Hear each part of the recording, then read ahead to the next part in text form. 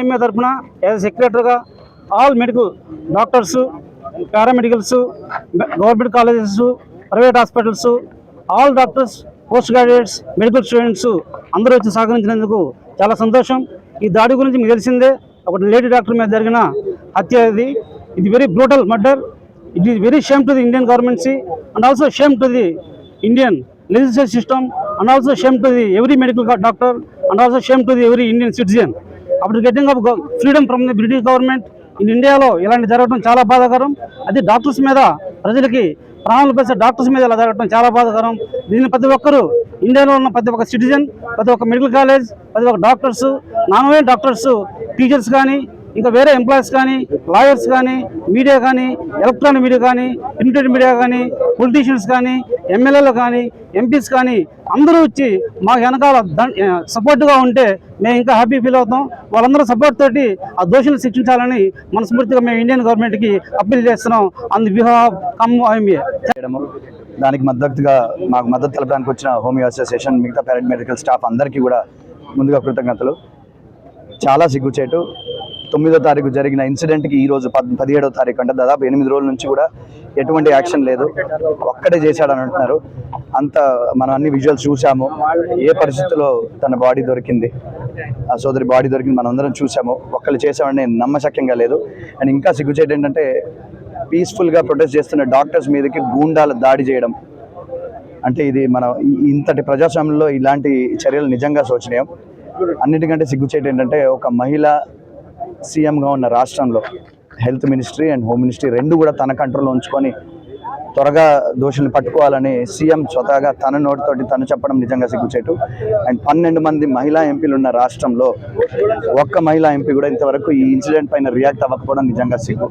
ఈరోజు దేశవ్యాప్తంగా ఉన్న ప్రతి మహిళా డాక్టర్సే కాదు, మహిళలందరూ కూడా రోడ్డు మీదకి వచ్చి ఈరోజు ప్రొటెస్ట్ చేస్తూ ఉన్నారు.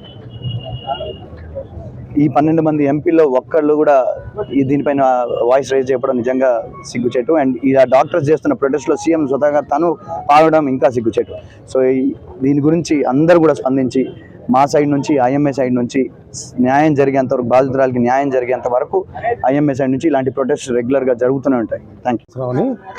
Khammam orthopedician state IMA central committee మెంబర్ని.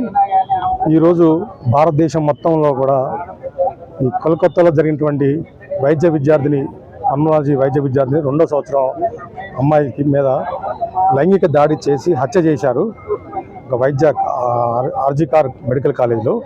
So దానికి నిరసనగా ఈరోజు ఖమ్మం ఐఎంఏ మరియు గవర్నమెంట్ డాక్టర్ అసోసియేషన్స్, అదేవిధంగా Telangana government officers associations, TNGOs, pharma association, distributor association, nursing association అందరం కూడా ఈరోజు ఇక్కడ మేము పెవిలియన్ గ్రౌండ్లో సమావేశం అయ్యాము. ఇక్కడ పెవిలియన్ గ్రౌండ్ నుంచి మేము గవర్నమెంట్ హాస్పిటల్, పాత డిస్ట్రిక్ట్ కలెక్టర్ వరకు కూడా ర్యాలీ జరపడానికి నిశ్చయించాము. ముఖ్యంగా మనం గమనించినట్టయితే భారతదేశంలో ఇప్పటికీ మహిళల మీద ఇప్పటికి కూడా దాడులు జరుగుతున్నవి.